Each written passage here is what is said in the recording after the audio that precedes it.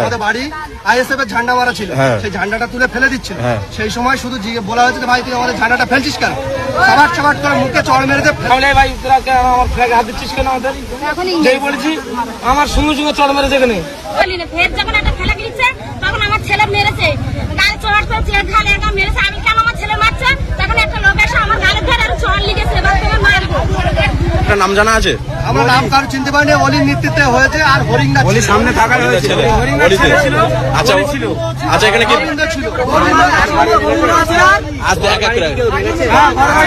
ভেঙেছে, তিন কুচে দিয়েছে। আচ্ছা, এখানে কি বিজেপির মিছিল চলছিল তাই তো? বিজেপির মিছিল হচ্ছিল। দেখা পাবে না কেউ, বুঝে দেবো।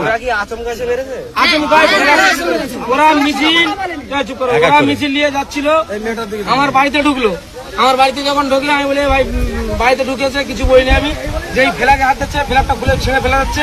আমি বলি ভাই তোরা আমার ফ্ল্যাগে হাত দিচ্ছিস কেন, আমাদের যেই বলেছি আমার সঙ্গে সঙ্গে চড় মেরেছে এখানে, চড় মেরেছে। এই যে এখানে এই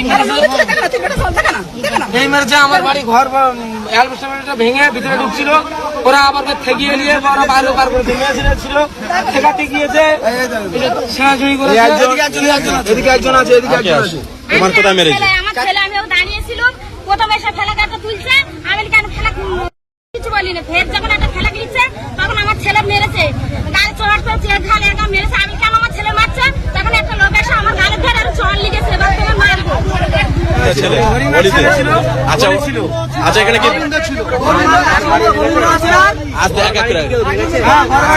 ভেঙেছে, তিন কুচে দিয়েছে। আচ্ছা, এখানে কি বিজেপির মিছিল চলছিল তাই তো? বিজেপির মিছিল হচ্ছিল। দেখা পাবে না কেউ, বুঝে দেবো। ওরা মিছিল নিয়ে যাচ্ছিল, আমার বাড়িতে ঢুকলো। আমার বাড়িতে যখন ঢুকলো আমি বলি ভাই বাড়িতে ঢুকেছে, কিছু বলিনি আমি। যেই ফ্ল্যাগে হাত দিচ্ছে, ফ্ল্যাগটা খুলে ছেড়ে ফেলা যাচ্ছে। যেই ফ্ল্যাগে হাত দিচ্ছে, ফ্ল্যাগটা খুলে ছেড়ে ফেলা যাচ্ছে। আমি বলি ভাই তোরা আমার ফ্ল্যাগে হাত দিচ্ছিস কেন, আমাদের।